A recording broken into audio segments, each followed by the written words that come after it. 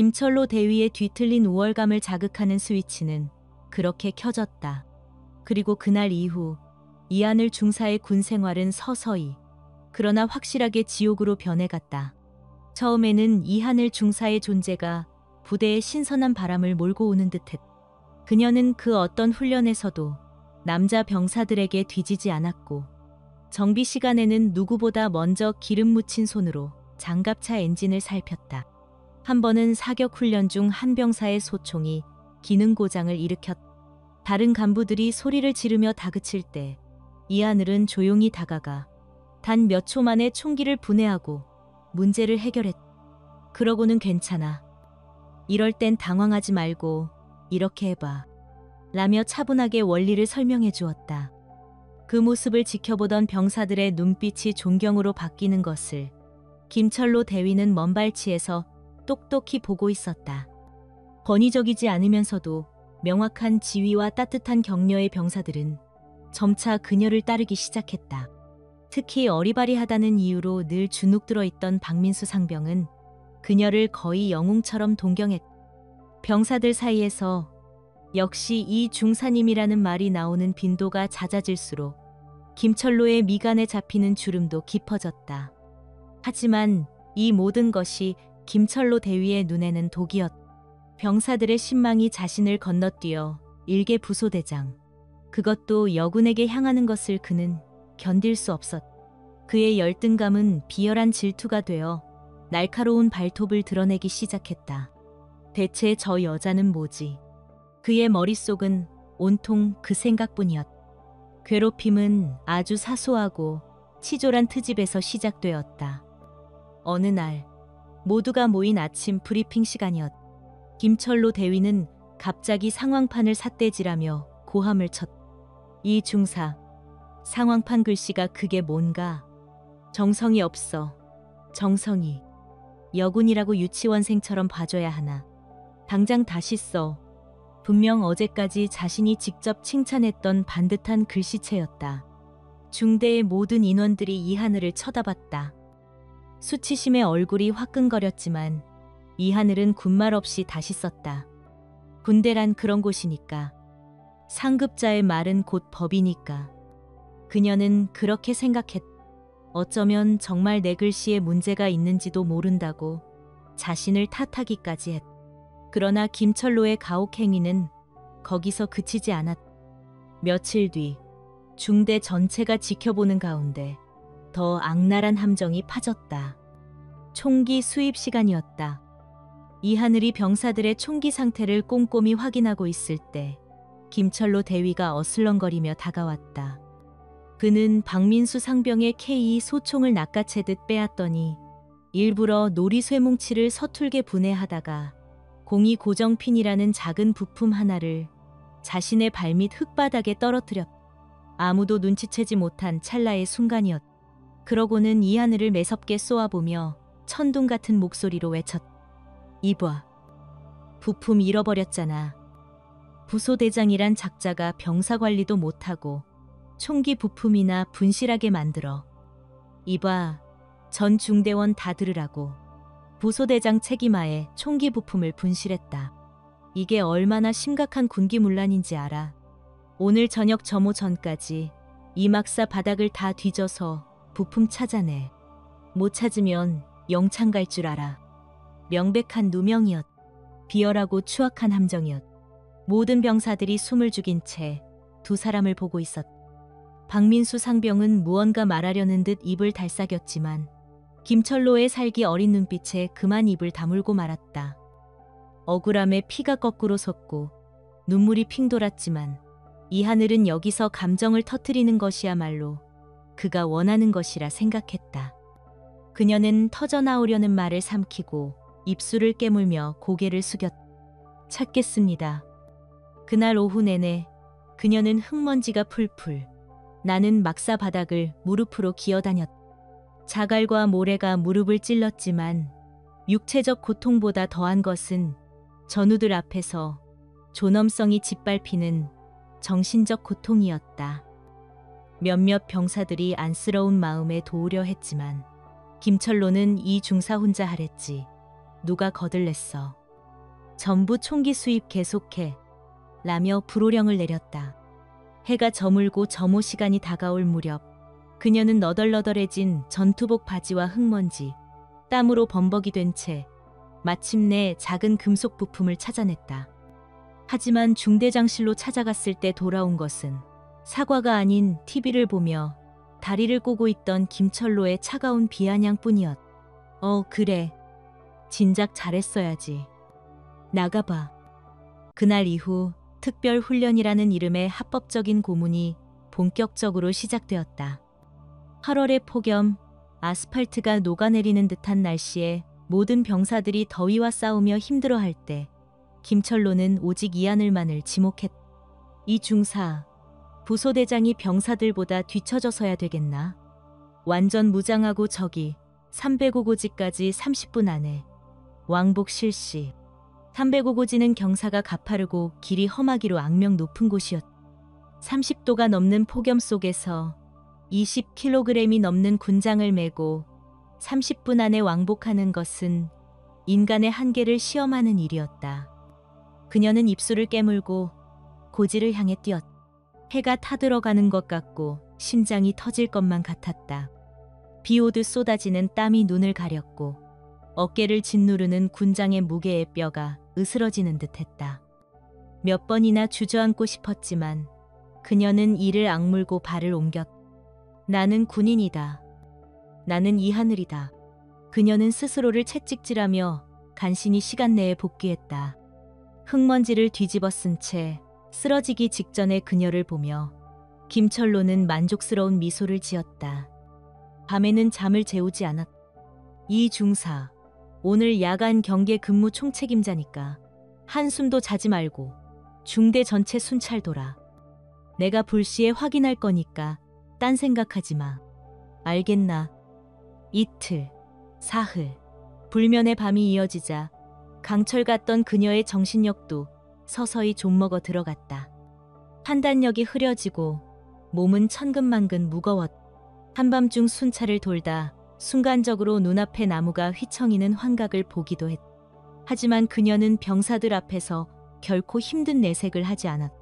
강인함. 그것이 그녀가 가진 유일한 무기이자 자신을 지키는 마지막 갑옷이었다. 이쯤 되면 정말 궁금해진다. 과연 이것이 기강을 위한 훈련일까? 아니면 한 사람의 영혼을 파괴하기 위한 고문일까? 여러분의 생각은 어떠신가? 보다 못한 행정보급관 최 상사가 용기를 내어 김철로에게 한마디 거들었다. 대위님, 이 중사 너무 잡으시는 거 아닙니까? 저러다 정말 큰일 나겠습니다. 안색이 말이 아닙니다. 하지만 김철로는 코웃음을 쳤다. 최 상사, 군대 기강 잡는데 왜 그래? 여군이라고 오냐오냐 해주면 버릇만 나빠져. 부소대장이 저 정도는 버텨야지. 다 이 중사 잘 되라고 하는 거야. 그리고 최 상사, 내 지휘 방식에 의문 품는 거, 이것도 학명으로 비춰질 수 있다는 거 압니까? 그 협박 섞인 말에 최 상사는 더 이상 아무 말도 하지 못했다. 중대 내에서 그의 권력에 맞서는 것은 자신의 군 생활을 거는 것과 같았기 때문이다. 침묵. 그것은 결국 비겁한 동조였다. 이하늘은 점차 웃음을 잃어갔다. 그녀의 눈빛은 늘 피로와 긴장감으로 가득했다. 그녀를 동경하던 박민수 상병만이 안타까운 마음에 순찰도는 그녀에게 몰래 초코파이와 따뜻한 캔커피를 건네며 저희는 다 알고 있습니다. 힘내십시오라고 위로할 뿐이었다. 그 작은 위로에 잠시 울컥했지만 그녀는 다시 마음을 다잡았다. 무너질 수 없었다. 아버지의 명예를 위해서 그리고 스스로 선택한 군인의 길을 위해서라도 버텨내야만 했다. 그녀는 무너지지 않기 위해 발버둥 쳤다. 새벽에 누구보다 먼저 일어나 젖은 모래주머니를 발목에 차고 연병장을 달렸고 스스로 체력 단련의 강도를 높였다. 땀으로 흠뻑 젖은 전투복을 입고 거울 앞에 설 때마다 주문을 외웠다. 너는 강하다. 너는 군인이다. 이겨낼 수 있다. Anne Hathaway.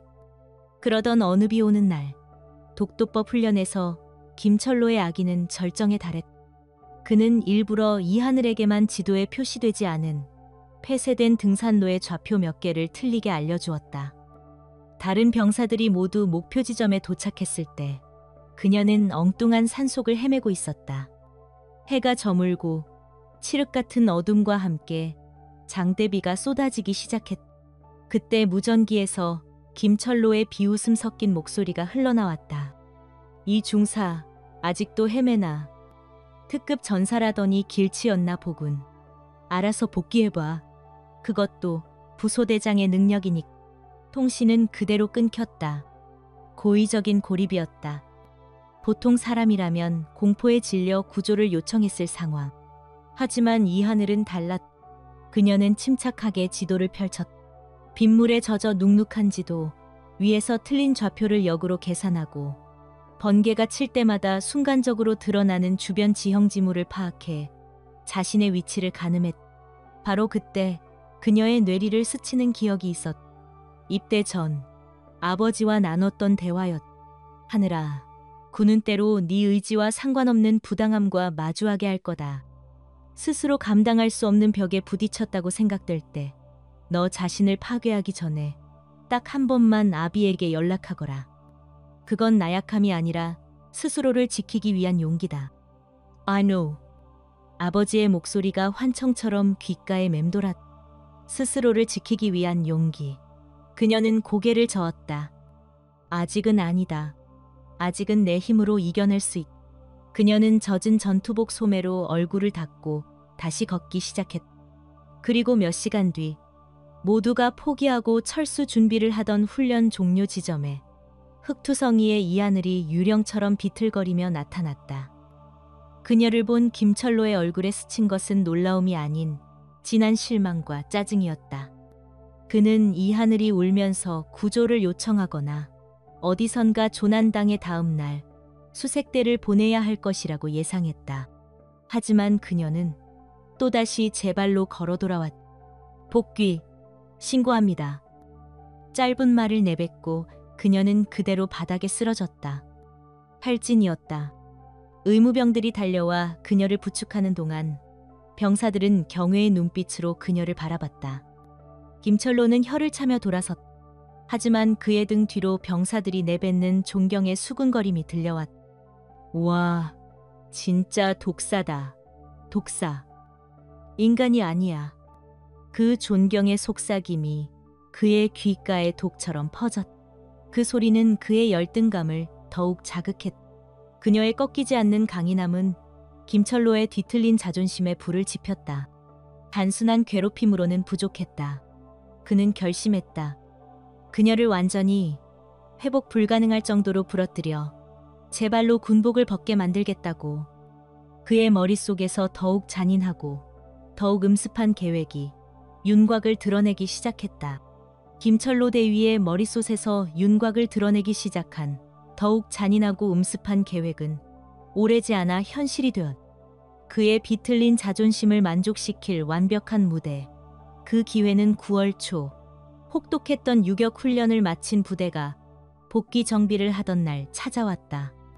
그날 오후 김철로 대위는 중대원 전체를 연병장에 집합시켰다. 그의 눈은 처음부터 유독이 하늘에게 고정되어 있었다. 그는 팔짱을 낀 채 연병장을 훑어보더니 일부러 모두에게 들으라는 듯 큰 소리로 말했다. 유격 훈련 다녀오니 중대 군기가 많이 빠진 것 같다. 오늘 오후 중대 창고에 있는 모든 군용 텐트와 장비들을 전부 꺼내서 일광 소독하고 다시 정리해서 집어넣는다. 전원 작업 준비. 명백한 트집이었다. 훈련 후 정비는 정해진 절차에 따라 진행하면 될 일이었다. 고된 훈련으로 파김치가 된 병사들에게 불필요한 육체 노동을 강요하는 비합리적인 명령이었지만 누구도 감히 토를 달지 못했다. 병사들은 묵묵히 창고로 향했다. 진짜 문제는 그 창고에 있었다. 수십 개의 A형 텐트와 위장막, 각종 공구함들은 매우 무거웠고 창고는 오랫동안 방치되어 곰팡내와 먼지로 가득했다. 비좁고 정리가 되어 있지 않아 작업 효율이 날 수 없는 최악의 구조였다. 김철로 대위는 작업을 지켜보며 계속해서 소리를 질렀다. 빨리빨리 못해. 해지기 전까지 끝내라고 했다. 그는 의도적으로 이하늘과 평소 힘이 약하고 어리바리하다고 찍어둔 몇몇 병사들을 가장 무거운 장비를 옮기는 조에 배치했다. 그리고 그의 시선은 단 한순간도 이하늘에게서 떠나지 않았다. 마침내 그의 입에서 기다렸다는 듯이 모두의 운명을 바꿀 잔인한 명령이 떨어졌다. 이 중사, 부소대장이 돼서 그렇게 요령 피울 건가? 저기 제일 안쪽에 있는 대형 위장막 세트, 혼자 꺼내봐. 그가 가리킨 것은 단순한 위장막이 아니었다. 두꺼운 방수포 여러 겹에 굵은 밧줄과 강철패까지 한데 엉켜있는 거대한 꾸러미였다. 축축한 습기를 머금어 성인 남자 서너 명이 함께 들어야 할 만큼 무겁고 부피가 큰 물건이었다. 며칠 전 독도법 훈련의 여파로 이하늘의 오른쪽 어깨에는 이미 미세한 통증이 남아있는 상태였다. 박민수 상병이 기겁하며 나섰다. 대위님, 저건 혼자서는 절대 못 듭니다. 제가 같이. 시끄러. 누가 너한테 물어봤어. 군인이 까라면 까는 거지. 말이 많아. 이 중사, 내 말 안 들리나. 실시. 이하늘은 입술을 깨물었다. 그녀의 오른쪽 어깨는 며칠 전부터 욱신거리며 위험 신호를 보내고 있었다. 무리하면 안 된다는 것을 본능적으로 알았지만 여기서 못한다고 말하는 것은 김철로 대위에게 완벽한 패배를 인정하는 꼴이었다. 그리고 자신의 나약함 때문에 다른 병사들에게 피해를 주고 싶지 않았다. 할 수 있다. 할 수 있어. 그녀는 심호흡을 하고 좁은 공간으로 몸을 비집고 들어갔다. 잔뜩 엉켜있는 위장막 꾸러미를 붙잡고 온 힘을 다해 끌어당겼다. 육중한 무게가 어깨와 팔에 고스란히 전해졌다. 꾸러미가 조금씩 끌려 나오는 순간 뚝! 오른쪽 어깨 안쪽에서 무언가 끊어지는 듯한 섬뜩한 파열음이 났다. 동시에 극심한 통증이 번개처럼 온몸을 관통했다. 아흑! 이하늘은 짧은 비명을 삼키며 그대로 주저앉았다. 팔에서 힘이 완전히 빠져나가며 위장막 꾸러미가 그녀의 몸 위로 떨어졌다.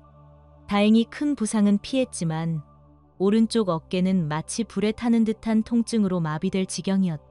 뭐 하는 거야? 엄살 피우지 말고 빨리 안 일어나. 김철로의 고함 소리가 들려왔다. 이하늘은 왼팔로 땅을 짚고 일어나려 했지만 오른쪽 어깨를 조금만 움직여도 눈앞이 캄캄해졌다. 식은땀이 비오듯 흘렀다. 대위님, 이 중사님 상태가 안 좋습니다. 어깨를 다치신 것 같습니다. 박민수 상병이 다급하게 외치며 그녀에게 달려왔다. 다른 병사들도 작업을 멈추고 몰려들었다. 그제야 사태의 심각성을 어렴풋이 인지한 김철로 대위는 미간을 찌푸렸지만 그는 자신의 잘못을 인정할 생각이 조금도 없었다. 쯧, 하여간 여군이란. 꼴랑 그거 하나 들다가 다치냐. 엄살은 일단 의무실 데려가 봐. 그는 귀찮다는 듯 툭 내뱉고는 그대로 자리를 떠버렸다. 의무실의 군의관은 간단한 촉진 후에 진통제와 근육이완제를 처방해주며 인대가 좀 놀란 것 같군요. 며칠 쉬면 괜찮아질 겁니다. 라고 말했다. 하지만 이하늘은 직감했다. 이것은 단순한 근육통이 아니라는 것을. 밤이 되자 통증은 더욱 심해졌다. 팔을 아예 들어 올릴 수 없었고 옷을 갈아입는 사소한 동작조차 고통스러웠다. 그녀는 여자 부사관 숙소 침대에 누워 움직이지 않는 오른팔을 내려다보며 처음으로 소리내어 눈물을 흘렸다. 강철 같았던 의지도 군인으로서의 자부심도 부러진 날개의 고통 앞에서는 속수무책이었다. 그녀의 군 생활의 가장 어둡고 긴 밤이 시작되고 있었다. 며칠 뒤 외부 병원에서 받은 정밀 검사 결과는 그녀의 마지막 희망마저 앗아갔다. 진단명은 회전 근개 파열. 어깨 관절을 감싸는 힘줄이 끊어졌다는 의미였다. 의사는 수술이 필요할 수도 있다고 했다. 이 진단명은 그녀의 남은 군 생활에 내려진 사형 선고나 다름없었다. 수술을 하고 재활을 해도 예전 같은 신체 능력을 회복할 수 있을지 미지수였다. 특급 전사 이하늘에게 군인으로서의 생명이 끝나는 순간이었다. 무엇보다 그녀를 절망시킨 것은 부대 내의 싸늘한 반응이었다. 김철로 대위는 그녀의 부상을 개인의 부주의와 나약함으로 몰아갔다. 자기 몸 관리도 제대로 못해서 부상당한 걸 가지고 유난 떨기는 다른 병사들 사기만 저하되잖아. 부소대장이라는 사람이 꾀병이나 부리고 말이야. 그는 이하늘이 외부 병원 진료를 요청할 때마다 그렇게 아프면 군복 벗든가라며 비아냥거렸고 정식 진료 기록을 보고도 의사들이 좀 과장하는 경향이 있지라며 애써 사실을 외면했다. 그의 태도에 동조한 행정보급관 최 상사 역시 그녀를 귀찮은 존재로 취급하기 시작했다. 한 군인의 경력이 끝날 수도 있는 중상이었지만 부대 내에서는 그저 성가신 문제거리로 치부되었다. 이하늘은 중대 안에서 완벽한 섬이 되었다. 오른팔에 보조기를 착용한 채 할 수 있는 행정 업무를 처리하려 했었지만 통증과 함께 찾아오는 무력감은 그녀를 깊은 수렁으로 끌어내렸다. 식당에 가면 그녀가 들어서는 순간 대화가 끊겼다. 그녀를 따르던 병사들은 그녀를 안타깝게 여겼지만 김철로 대위의 서슬퍼런 감시 아래 누구 하나 선뜻 다가와 위로를 건네지 못했다. 그들은 마주치면 시선을 피했다. 가끔 박민수 상병이 몰래 다가와 괜찮으십니까? 라고 묻는 것이 유일한 위안이었다. 그녀는 철저히 고립되었다. 육체적 고통보다 더 견디기 힘든 것은 정신적 고립감이었다. 자신의 모든 것을 바쳐 충성했던 군대라는 조직이 한 사람의 악의에 의해 이렇게까지 개인을 철저히 파괴할 수 있다는 사실에 깊은 회의감이 들었다. 밤마다 그녀는 악몽에 시달렸다. 김철로의 비웃는 얼굴, 뚝 하고 끊어지던 어깨의 감각, 동료들의 외면. 잠에서 깨면 온몸은 식은땀으로 젖어 있었다. 포기해야 하나. 처음으로 군복을 벗는 것을 진지하게 고민했다. 몸도 마음도 완전히 망가져버린 상태였다. 인내의 끈이 거의 끊어지기 직전 그녀의 존엄성을 산산조각 내는 결정적인 사건이 터졌다. 중대 단결을 위한 체육대회가 열리던 날이었다. 김철로 대위는 그녀의 부상을 뻔히 알면서도 전 중대원이 보는 앞에서 그녀의 명예를 공개적으로 짓밟았다. 자, 오늘의 하이라이트. 중대 간부와 병사대표가 겨루는 팔씨름 대회. 김철로 대위는 의기양양하게 외치며 나설 사람을 물색하다 그의 시선이 한쪽 구석에 앉아있는 이하늘에게 꽂혔다. 그는 비열한 미소를 지으며 그녀를 지목했다. 그래, 우리 중대 부소대장, 특급 전사 출신이 중사가 있는데 빼놓을 수 없지. 이 중사, 나와서 중대 간부의 힘을 보여줘. 순간 시끄럽던 연병장에 찬물을 끼얹은 듯 정적이 흘렀다. 모든 병사들이 이하늘의 오른쪽 어깨에 채워진 하얀색 보조기를 보고 있었다. 그녀가 팔을 다쳤다는 사실은 중대의 공공연한 비밀이었다. 김철로의 발언은 명백한 조롱이자 공개적인 모욕이었다. 박민수 상병이 참다 못해 용기를 내어 말했다. 대위님, 이 중사님은 부상 중이십니다. 김철로는 그를 쏘아붙였다. 어허. 군인이 팔 좀 다쳤다고 훈련에서 빠지고 체육대회에서도 빠지고 다 빼면 남는 게 뭐야. 정신력 문제야. 정신력. 이 중사, 설마 병사들 앞에서 꾀병 부리는 거 아니지. 나와봐. 이하늘은 얼굴이 새하얗게 질렸다. 이것은 단순한 괴롭힘을 넘어선 공개적인 망신주기였다. 그녀를 따르던 병사들 앞에서 그녀의 군인으로서의 자존심과 명예를 완전히 짓뭉개려는 악의적인 의도가 뻔히 보였다. 그녀는 자리에서 일어날 수 없었다. 일어나서 못하겠습니다라고 말하는 순간 김철로가 씌운 꾀병과 나약한 여군이라는 프레임을 스스로 인정하는 꼴이 될 터였다. 그렇다고 나가서 멀쩡한 왼팔로 경기를 할 수도 없는 노릇이었다. 진퇴양난. 그녀는 아무 말도 못한 채 고개만 숙이고 있었다. 그때 김철로가 더 큰 소리로 외쳤다. 이거 봐. 대답도 없잖아. 역시 군 생활 편하게 하려고 쇼하는 거였어.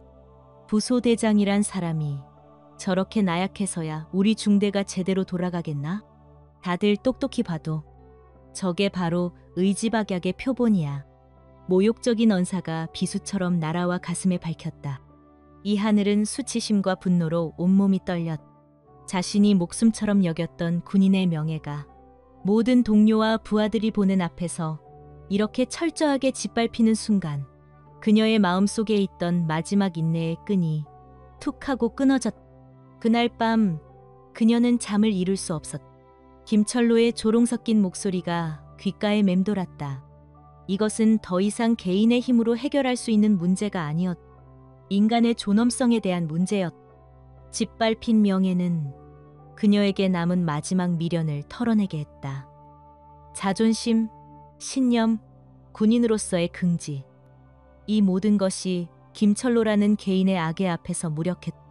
이제 그녀가 지켜야 할 것은 군인 이하늘이 아니라 인간 이하늘 그 자체였. 그녀는 침상에서 일어나 앉았다. 그리고 작은 수첩을 꺼내 들었다. 더 이상 감정적으로 무너져 있지 않기로 했다. 군인답게 이성적으로 상황을 정리하기 시작했다. 그녀는 김철로 대위에게 당했던 모든 일들을 날짜별로, 시간대별로 차분히 기록하기 시작했다. 첫 만남에서의 모욕적인 언사, 총기 부품 분실 누명 사건, 삼배 고고지 단독 군장 강행, 수면 박탈, 그리고 오늘 있었던 공개적인 명예훼손까지 하나하나 적어 내려갈수록 분노가 치밀었지만 그녀의 손은 흔들리지 않았다. 이것은 감정적인 호소가 아니라 명백한 범죄 사실에 대한 증거 목록이었다. 목격자들의 이름도 기억나는 대로 적었다. 박민수 상병, 행정보급관 최상사, 그리고 침묵했지만 모든 것을 지켜보았던 수많은 중대원들. 모든 기록을 마친 그녀는 수첩을 접어 전투복 주머니 깊숙이 넣었. 동이 트기 시작하는 창밖을 보며 그녀는 길고 깊은 숨을 내쉬었.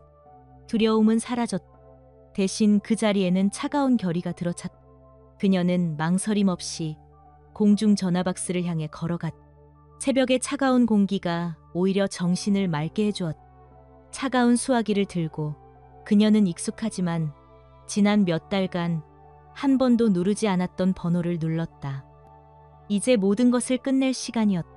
김철로 대위의 머릿속에서 윤곽을 드러내기 시작한 더욱 잔인하고 음습한 계획은 오래지 않아 현실이 되었다. 그의 비틀린 자존심을 만족시킬 완벽한 무대. 그 기회는 9월 초 혹독했던 유격 훈련을 마친 부대가 복귀 정비를 하던 날 찾아왔다. 그날 오후 김철로 대위는 중대원 전체를 연병장에 집합시켰다. 그의 눈은 처음부터 유독 이 하늘에게 고정되어 있었다. 그는 팔짱을 낀 채 연병장을 훑어보더니 일부러 모두에게 들으라는 듯 큰 소리로 말했다. 유격 훈련 다녀오니 중대 군기가 많이 빠진 것 같다. 오늘 오후 중대 창고에 있는 모든 군용 텐트와 장비들을 전부 꺼내서 일광 소독하고 다시 정리해서 집어넣는다. 전원, 작업 준비, 명백한 트집이었. 훈련 후 정비는 정해진 절차에 따라 진행하면 될 일이었. 고된 훈련으로 파김치가 된 병사들에게 불필요한 육체 노동을 강요하는 비합리적인 명령이었지만 누구도 감히 토를 달지 못했. 병사들은 묵묵히 창고로 향했. 진짜 문제는 그 창고에 있었. 수십 개의 A형 텐트와 위장막, 각종 공구함들은 매우 무거웠고 창고는 오랫동안 방치되어 곰팡내와 먼지로 가득했다. 비좁고 정리가 되어 있지 않아 작업 효율이 날 수 없는 최악의 구조였다. 김철로 대위는 작업을 지켜보며 계속해서 소리를 질렀. 빨리빨리 못해. 해지기 전까지 끝내라고 했. 그는 의도적으로 이하늘과 평소 힘이 약하고 어리바리하다고 찍어둔 몇몇 병사들을 가장 무거운 장비를 옮기는 조에 배치했. 그리고 그의 시선은 단 한순간도 이하늘에게서 떠나지 않았. 마침내 그의 입에서 기다렸다는 듯이 모두의 운명을 바꿀 잔인한 명령이 떨어졌다. 이 중사, 부소대장이 돼서 그렇게 요령 피울 건가? 저기 제일 안쪽에 있는 대형 위장막 세트 혼자 꺼내봐. 그가 가리킨 것은 단순한 위장막이 아니었. 두꺼운 방수포 여러 겹에 굵은 밧줄과 강철패까지 한데 엉켜있는 거대한 꾸러미였다. 축축한 습기를 머금어 성인 남자 서너 명이 함께 들어야 할 만큼 무겁고 부피가 큰 물건이었다. 며칠 전 독도법 훈련의 여파로 이하늘의 오른쪽 어깨에는 이미 미세한 통증이 남아있는 상태였다. 박민수 상병이 기겁하며 나섰다. 대위님, 저건 혼자서는 절대 못 듭니다. 제가 같이.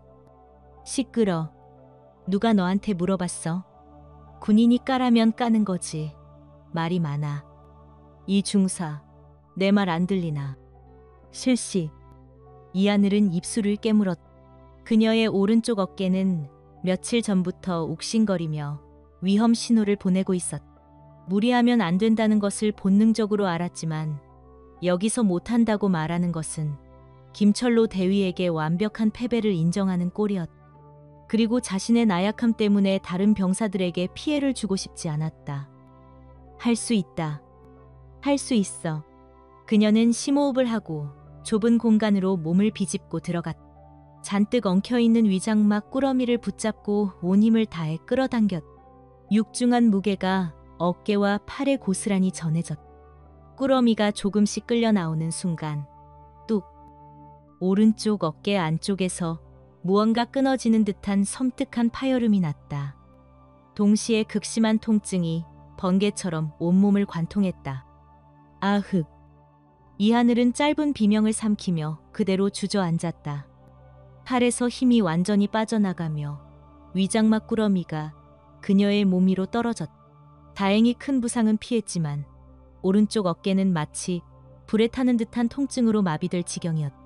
뭐 하는 거야? 엄살 피우지 말고 빨리 안 일어나. 김철로의 고함 소리가 들려왔다. 이하늘은 왼팔로 땅을 짚고 일어나려 했지만 오른쪽 어깨를 조금만 움직여도 눈앞이 캄캄해졌다. 식은땀이 비오듯 흘렀다. 대위님, 이 중사님 상태가 안 좋습니다. 어깨를 다치신 것 같습니다. 박민수 상병이 다급하게 외치며 그녀에게 달려왔다. 다른 병사들도 작업을 멈추고 몰려들었다. 그제야 사태의 심각성을 어렴풋이 인지한 김철로 대위는 미간을 찌푸렸지만 그는 자신의 잘못을 인정할 생각이 조금도 없었다. 쯧, 하여간 여군이란 꼴랑 그거 하나 들다가 다치냐. 엄살은 일단 의무실 데려가 봐. 그는 귀찮다는 듯 툭 내뱉고는 그대로 자리를 떠버렸다. 의무실의 군의관은 간단한 촉진 후에 진통제와 근육이완제를 처방해주며 인대가 좀 놀란 것 같군요. 며칠 쉬면 괜찮아질 겁니다. 라고 말했다. 하지만 이하늘은 직감했다. 이것은 단순한 근육통이 아니라는 것을.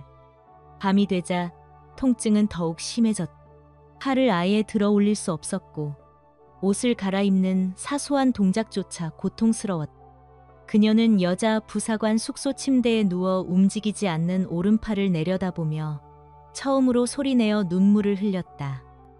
강철 같았던 의지도 군인으로서의 자부심도 부러진 날개의 고통 앞에서는 속수무책이었다.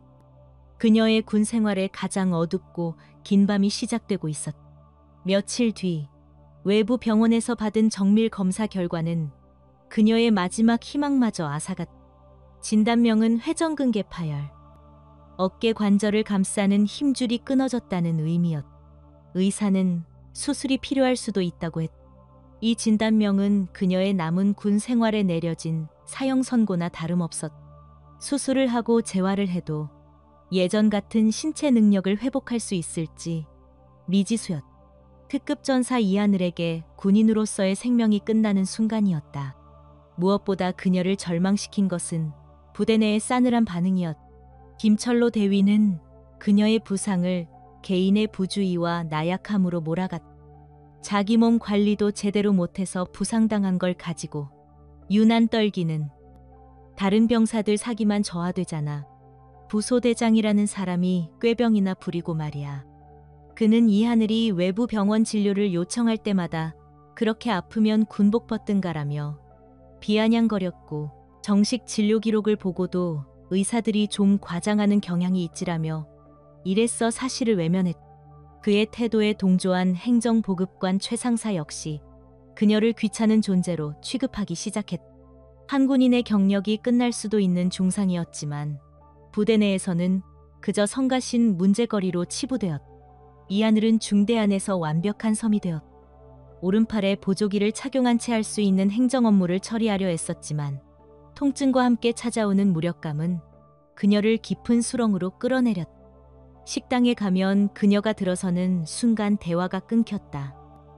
그녀를 따르던 병사들은 그녀를 안타깝게 여겼지만 김철로 대위의 서슬퍼런 감시 아래 누구 하나 선뜻 다가와 위로를 건네지 못했다. 그들은 마주치면 시선을 피했다. 가끔 박민수 상병이 몰래 다가와 괜찮으십니까? 라고 묻는 것이 유일한 위안이었다. 그녀는 철저히 고립되었다. 육체적 고통보다 더 견디기 힘든 것은 정신적 고립감이었다. 자신의 모든 것을 바쳐 충성했던 군대라는 조직이 한 사람의 악의에 의해 이렇게까지 개인을 철저히 파괴할 수 있다는 사실에 깊은 회의감이 들었다. 밤마다 그녀는 악몽에 시달렸다. 김철로의 비웃는 얼굴, 뚝 하고 끊어지던 어깨의 감각, 동료들의 외면. 잠에서 깨면 온몸은 식은땀으로 젖어 있었다. 포기해야 하나. 처음으로 군복을 벗는 것을 진지하게 고민했다. 몸도 마음도 완전히 망가져버린 상태였다. 인내의 끈이 거의 끊어지기 직전 그녀의 존엄성을 산산조각 내는 결정적인 사건이 터졌다. 중대 단결을 위한 체육대회가 열리던 날이었다.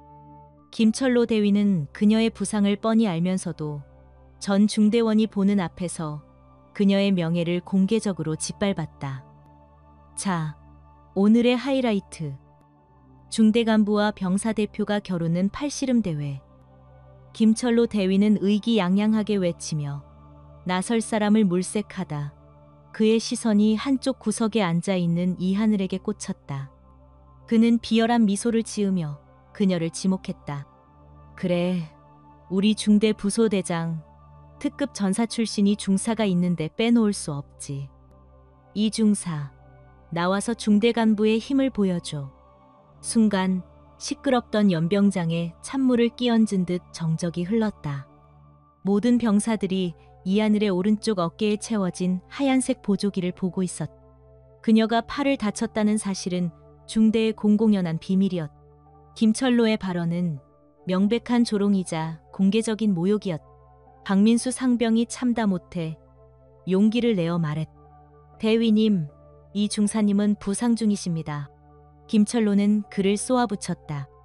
어호, 군인이 팔 좀 다쳤다고 훈련에서 빠지고 체육대회에서도 빠지고 다 빼면 남는 게 뭐야. 정신력 문제야. 정신력. 이 중사, 설마 병사들 앞에서 꾀병 부리는 거 아니지. 나와 봐. 이하늘은 얼굴이 새하얗게 질렸다. 이것은 단순한 괴롭힘을 넘어선 공개적인 망신주기였다. 그녀를 따르던 병사들 앞에서 그녀의 군인으로서의 자존심과 명예를 완전히 짓뭉개려는 악의적인 의도가 뻔히 보였다. 그녀는 자리에서 일어날 수 없었다. 일어나서 못하겠습니다. 라고 말하는 순간 김철로가 씌운 꾀병과 나약한 여군이라는 프레임을 스스로 인정하는 꼴이 될 터였다. 그렇다고 나가서 멀쩡한 왼팔로 경기를 할 수도 없는 노릇이었다. 진퇴양난. 그녀는 아무 말도 못한 채 고개만 숙이고 있었다. 그때 김철로가 더 큰 소리로 외쳤다. 이거 봐. 대답도 없잖아. 역시 군생활 편하게 하려고 쇼하는 거였어. 부소대장이란 사람이 저렇게 나약해서야 우리 중대가 제대로 돌아가겠나. 다들 똑똑히 봐도 저게 바로 의지박약의 표본이야. 모욕적인 언사가 비수처럼 날아와 가슴에 박혔다. 이하늘은 수치심과 분노로 온몸이 떨렸다. 자신이 목숨처럼 여겼던 군인의 명예가 모든 동료와 부하들이 보는 앞에서 이렇게 철저하게 짓밟히는 순간 그녀의 마음속에 있던 마지막 인내의 끈이 툭 하고 끊어졌다. 그날 밤 그녀는 잠을 이룰 수 없었다. 김철로의 조롱 섞인 목소리가 귓가에 맴돌았다. 이것은 더 이상 개인의 힘으로 해결할 수 있는 문제가 아니었다. 인간의 존엄성에 대한 문제였다. 짓밟힌 명예는 그녀에게 남은 마지막 미련을 털어내게 했다. 자존심, 신념, 군인으로서의 긍지, 이 모든 것이 김철로라는 개인의 악의 앞에서 무력했다. 이제 그녀가 지켜야 할 것은 군인 이하늘이 아니라 인간 이하늘 그 자체였다. 그녀는 침상에서 일어나 앉았다. 그리고 작은 수첩을 꺼내들었다. 더 이상 감정적으로 무너져 있지 않기로 했다. 군인답게 이성적으로 상황을 정리하기 시작했다. 그녀는 김철로 대위에게 당했던 모든 일들을 날짜별로, 시간대별로 차분히 기록하기 시작했다. 첫 만남에서의 모욕적인 언사, 총기 부품 분실 누명 사건, 305 고지 단독 군장 강행, 수면 박탈, 그리고 오늘 있었던 공개적인 명예훼손까지 하나하나 적어 내려갈수록 분노가 치밀었지만 그녀의 손은 흔들리지 않았다. 이것은 감정적인 호소가 아니라 명백한 범죄 사실에 대한 증거 목록이었다.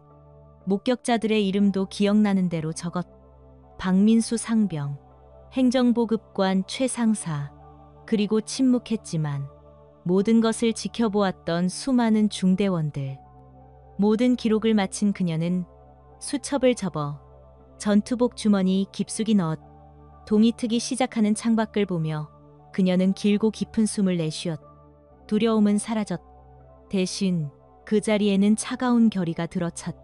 그녀는 망설임 없이 공중전화 박스를 향해 걸어갔다. 새벽의 차가운 공기가 오히려 정신을 맑게 해주었다. 차가운 수화기를 들고 그녀는 익숙하지만 지난 몇 달간 한 번도 누르지 않았던 번호를 눌렀다. 이제 모든 것을 끝낼 시간이었다. 새벽의 차가운 수화기를 통해 던져진 한마디, 내일 아비가 간다. 그 말은 단순한 약속이 아니었다. 그것은 부패한 왕국에 대한 심판의 예고였다. 다음 날 오전 10시, 약속은 현실이 되었다. 평화롭던 부대의 정적을 깬 것은 거대한 굉음이었다. 연병장 위로 그림자를 들이우며 하강하는 검은색 군용 헬리콥터 UH-60 블랙호크. 헬기의 동체에는 선명한 두 개의 별, 소장을 의미하는 성판이 붙어 있었다. 문이 열리고 대한민국 육군본부 헌병대장 이진우 소장이 그 위압적인 모습을 드러냈다.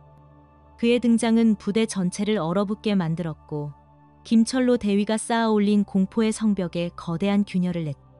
이진우 소장의 분노는 개인적인 복수심을 넘어섰다. 그는 딸의 고통을 통해 군조직 깊숙이 밝힌 병폐를 보았다. 그리고 그것을 뿌리 뽑기로 결심했다. 김철로 대위가 헌병들에게 무력하게 끌려가자 이진우 소장은 즉시 대대 전체에 대한 통제 명령을 내렸다. 순식간에 부대는 외부와 완벽하게 차단된 거대한 조사실로 변했다. 그리고 그 조사의 중심에는 대대 강당이 있었다. 강당은 무거운 침묵에 휩싸여 있었다. 구중대 전병력이 군기를 잡고 앉아 있었고 앞에는 이진우 소장과 본부에서 급파된 헌병 수사관들이 자리했다. 대대장과 연대장은 강당 뒤편에 죄인처럼 서서 감히 고개조차 들지 못했다. 이진우 소장은 자리에서 일어나 천천히 단상 위로 올라갔다. 그는 마이크를 잡지 않았다. 그의 육성은 강당 전체를 채우고도 남을 만큼 힘이 있었다. 나는 대한민국 육군본부 헌병대장 소장 이진우다. 그의 소개에 병사들의 눈이 커졌다. 소문으로만 듣던 TV에서나 보던 장군이 바로 눈앞에 있었다. 오늘 내가 이 자리에 온 이유는 단 하나다. 지난 수개월간 이 부대에서 벌어진 불법적이고 반인권적인 가혹 행위에 대한 진실을 밝히고 그 책임자를 엄중히 처벌하기 위해서다. 그의 시선이 병사 한 명 한 명을 꿰뚫는 듯했다. 여러분은 군인이다. 군인에게는 복종의 의무도 있지만 불법적인 명령에 저항하고 진실을 말해야 할 의무 또한 있다. 동료가 부당한 일을 당하는 것을 보고 침묵하는 것은 그 범죄의 방관자이자 동조자가 되는 것이다. 그의 말은 병사들의 가슴에 비수처럼 꽂혔다. 모두가 고개를 숙였다. 이한을 중사가 당했던 일들을 떠올리며 죄책감을 느꼈다. 나는 여러분에게 많은 것을 묻지 않겠다. 그저 여러분이 보고, 듣고, 느낀 사실만을 말해주길 바란다. 여러분의 진술은 법적으로 완벽하게 보호받을 것이며 진술로 인해 어떠한 불이익도 받지 않을 것임을 내가 이 계급을 걸고 약속한다. 그는 잠시 말을 멈추고 강당 한쪽에 서 있는 이하늘을 바라보았다. 여러분 중 일부는 저기 서 있는 이하늘 중사가 내 딸이라는 사실을 알았을 것이다. 맞다. 이하늘 중사는 내 딸이다. 강당 안이 다시 한번 술렁였다. 하지만 이어진 그의 말은 모든 술렁임을 잠재웠다. 하지만 오늘 나는 아버지로서 이 자리에 온 것이 아니다. 나는 여러분과 똑같은 군복을 입은 대한민국의 군인으로서 군의 기강을 바로 세우고 법과 원칙을 수호해야 할 책임을 가진 헌병대장으로서 이 자리에 섰다.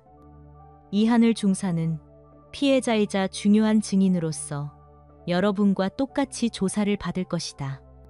이 사건은 장군의 딸 사건이 아니라 한 군인에 대한 동료 군인의 범죄 사건이다. 나는 이 사건을 그 어떤 사적인 감정 개입 없이 오직 군법에 따라 공정하고 철저하게 처리할 것이다. 그의 선언은 모든 의혹과 추측을 잠재웠다. 이것은 사적인 복수가 아니라 썩어빠진 군 기강을 바로 세우려는 공적인 정의의 실현 과정임을 모두에게 각인시켰다.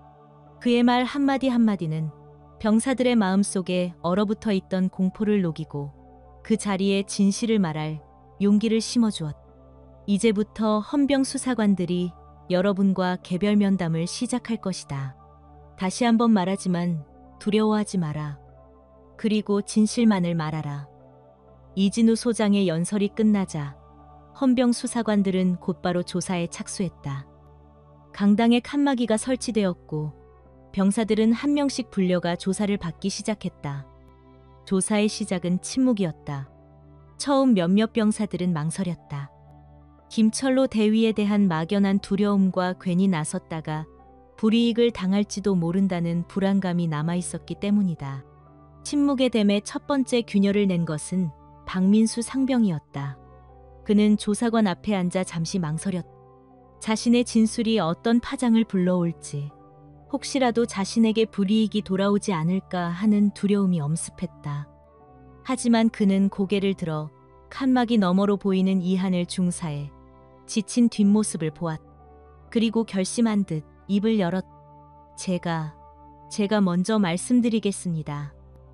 그는 이하늘 중사가 처음 부임했을 때부터 김철로 대위가 어떻게 그녀를 대했는지, 사사건건 트집을 잡고 인격적으로 모독했는지 상세하게 진술했다. 총기 부품 분실 사건의 전말, 혹서기 훈련에서의 부당한 명령, 그리고 결정적으로 이하늘 중사가 어깨를 다치게 된 창고 작업 당시의 상황까지 그가 보고 들은 모든 것을 털어놓았다.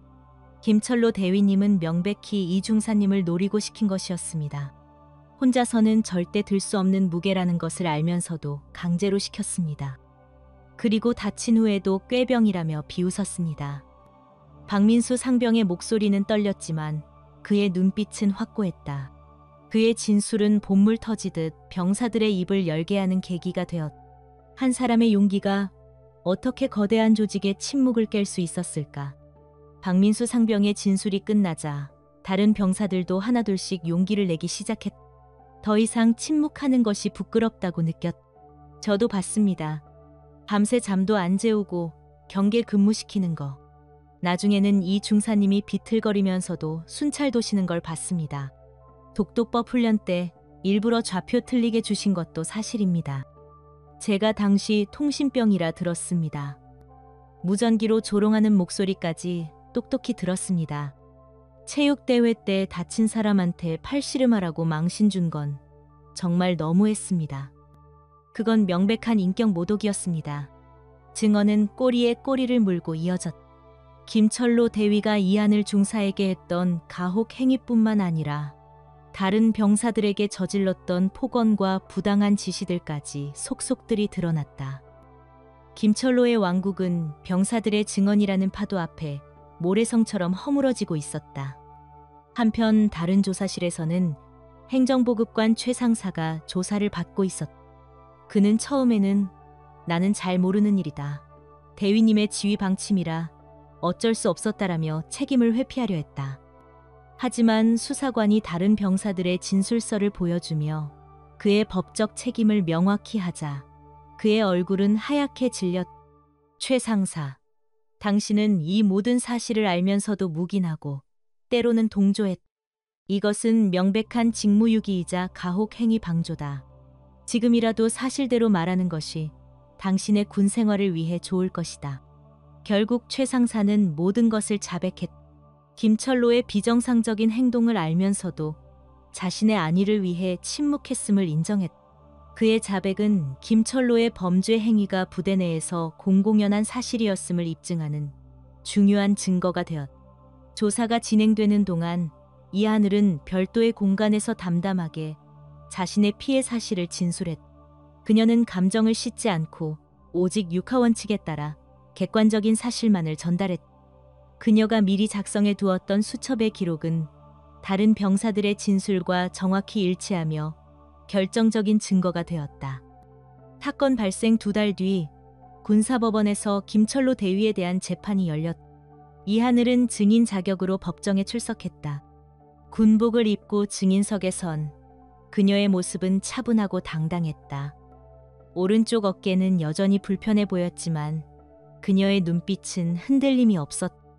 김철로의 변호인은 어떻게든 형량을 줄이기 위해 피고인이 실적 압박으로 인한 스트레스가 심했다. 일부 행위는 있었으나 상해를 입힐 고의는 없었다며 동정심에 호소하는 전략을 폈다.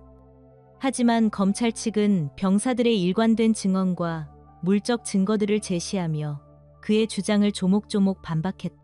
특히 이하늘의 회전근개 파열, 진단서와 군의관의 소견서, 그리고 수십 명에 달하는 목격자들의 진술은 그가 빠져나갈 모든 구멍을 막아버렸다.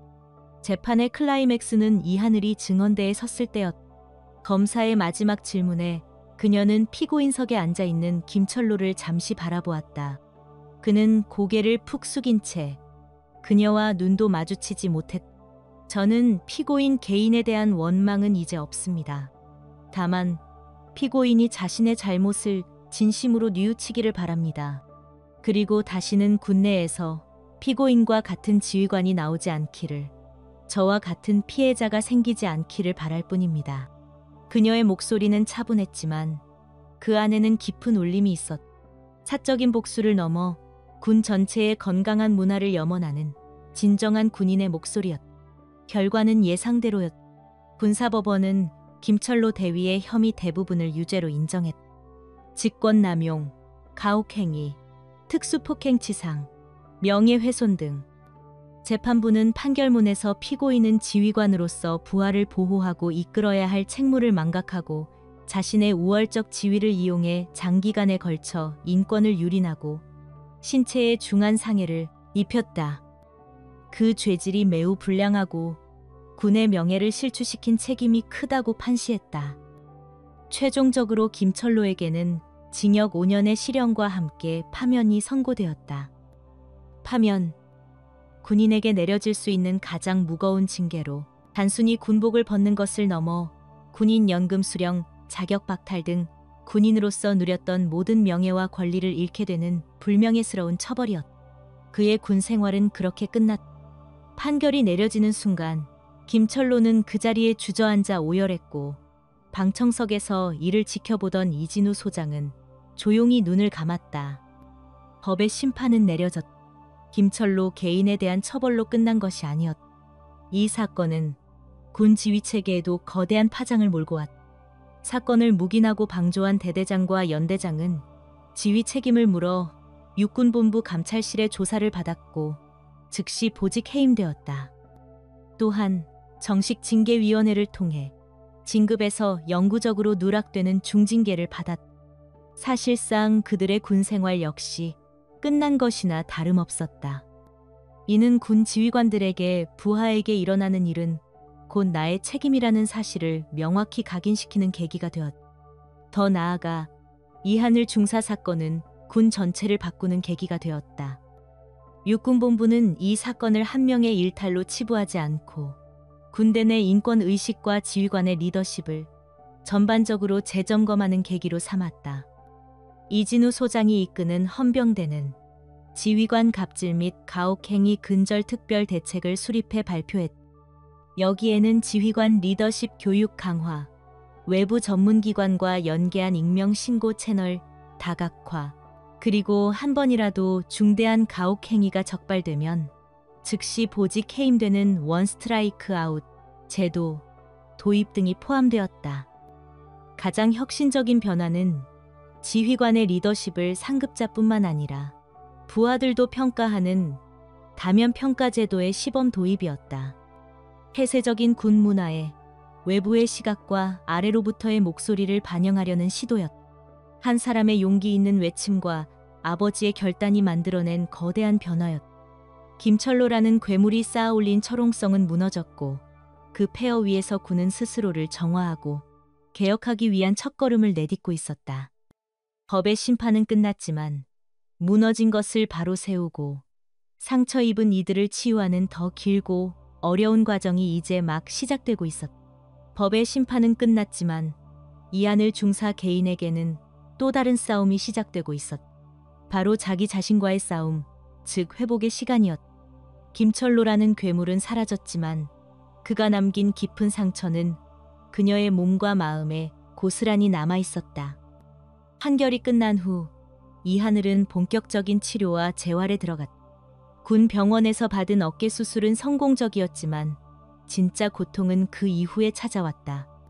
굳어진 어깨 관절을 정상 범위까지 되돌리는 재활 치료는 매일 눈물이 쏙 빠질 만큼 힘들었다. 억지로 팔을 들어올릴 때마다 어깨가 끊어지는 듯한 통증이 찾아왔고 그녀는 비명을 삼키며 매트에 엎드려야 했다. 하지만 그녀는 포기하지 않았다.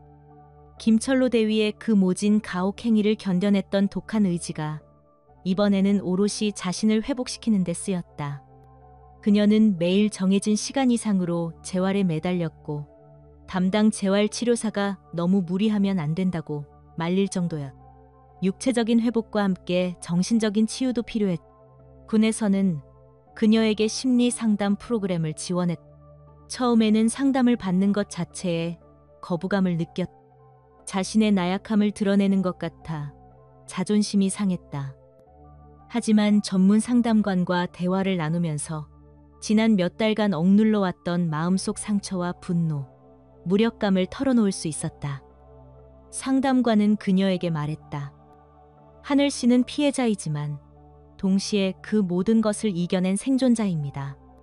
그 끔찍한 상황을 견디고 결국 진실을 밝혀낸 강한 사람이에요. 이제 자신을 너무 채찍질하지 마세요. 스스로를 돌보고 사랑해줄 시간입니다. 생존자라는 그 말이 그녀의 마음을 울렸다. 그녀는 비로소 자신을 긍정적으로 바라보기 시작했다. 그녀가 다시 일어서는 데에는 주변 사람들의 따뜻한 격려가 큰 힘이 되었다. 가장 큰 힘이 되어준 것은 역시 가족이었다. 아버지는 바쁜 시간을 쪼개 틈만 나면 병문안을 왔다. 그는 더 이상 위험 있는 헌병대장이 아닌 그저 딸의 아픔을 걱정하는 아버지의 얼굴을 하고 있었다. 어머니는 매일같이 정성스럽게 싼 음식을 가져다주며 딸의 곁을 지켰다. 옛 부대에서도 연락이 왔다. 사건 이후 새로 부임한 구중대장은 이 중사 같은 훌륭한 부사관을 잃고 싶지 않다. 건강하게 회복해서 꼭 다시 보자며 진심 어린 응원을 보냈다. 그리고 며칠 뒤 그녀에게 커다란 소포 하나가 도착했다. 소포 안에는 박민수 상병을 비롯한 구중대 병사들이 빼곡하게 격려의 말을 적은 롤링 페이퍼가 들어있었다. 이하늘 중사님, 저희의 영원한 부소대장님이십니다. 아이나이. 중사님 덕분에 저희는 용기를 배웠습니다. End of story.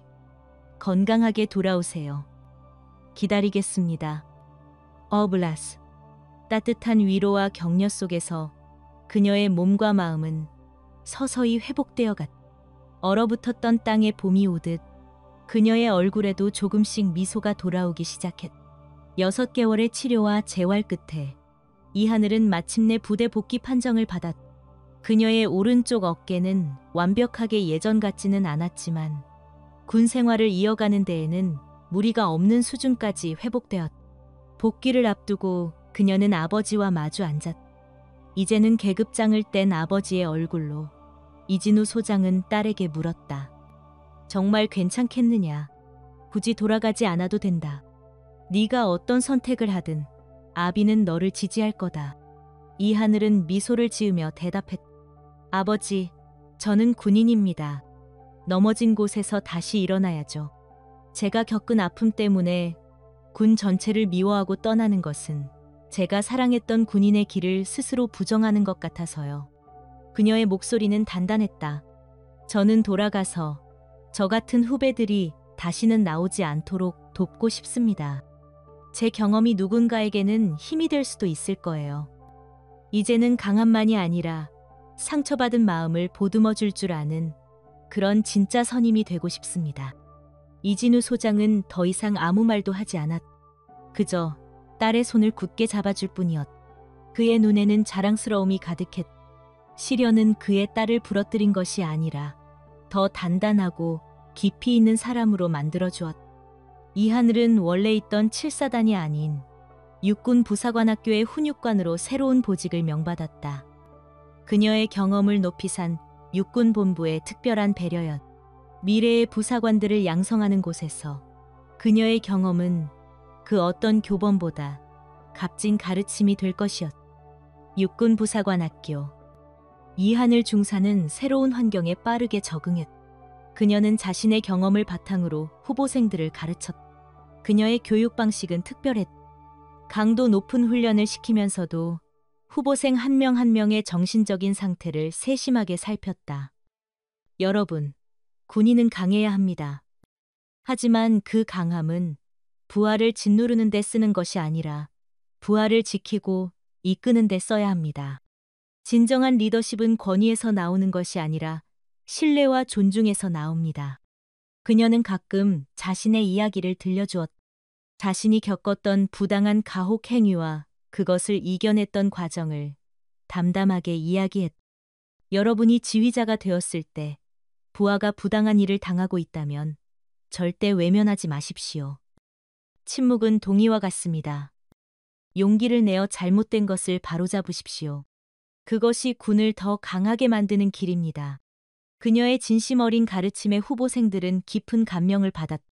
그녀는 후보생들에게 가장 존경받는 훈육관 중 한 명이 되었. 이하늘 훈육관처럼 되고 싶다는 말을 하는 후보생들이 늘어났다. 시간이 흘러 그녀는 상사로 진급했다. 진급식 날, 아버지 이진우 소장도 참석했다. 그는 이제 군복을 벗고 평범한 예비역 장성이 되어 있었. 그는 수많은 사람들 앞에서 딸의 어깨에 새로운 계급장을 달아주며 나지막이 속삭였. 자랑스럽다. 내 딸. 이하늘 상사. 이하늘은 환하게 웃었. 그녀는 마침내 이진우 장군의 딸이 아닌 군인 이하늘로서 온전히 자신의 힘으로 서게 된 것이다. 그녀는 자신의 이름처럼 하늘을 우러러 한 점 부끄럼 없는 군인의 길을 꿋꿋이 걸어가고 있었. 그녀의 어깨 상처는 굳은 날이면 가끔 욱신거렸. 하지만 이제 그 통증은 고통의 기억이 아니라 자신이 나아가야 할 길을 일깨워주는 훈장처럼 느껴졌. 한때 그녀의 날개를 부러뜨렸던 그 군대가 이제는 그녀에게 새로운 날개를 달아주었. 그리고 그녀는 그 날개로 더 많은 후배들이 푸른 하늘을 향해 힘차게 날아오를 수 있도록 돕는 그런 사람이 되어 있었. 연병장에서는 미래의 대한민국 육군을 이끌어갈 후보생들이 힘찬 함성과 함께 훈련을 받고 있었다. 그녀는 그 모습을 바라보며 굳건한 표정으로 연병장을 가로질렀. 그녀의 발걸음은 자신감과 사명감으로 가득 차 있었. 전체 주목. 이하늘 상사의 쩌렁쩌렁한 목소리가 연병장에 울려 퍼졌다. 그녀의 눈빛은 그 어느 때보다도 밝게 빛나고 있었. 다시 찾은 그녀의 자리. 그녀는 그곳에서 진정한 군인으로 다시 태어나 강철의 의지로 별처럼 빛나고 있었. 그녀가 남긴 용기의 유산은 그녀 자신뿐만 아니라 군 전체를 치유하고 있었다.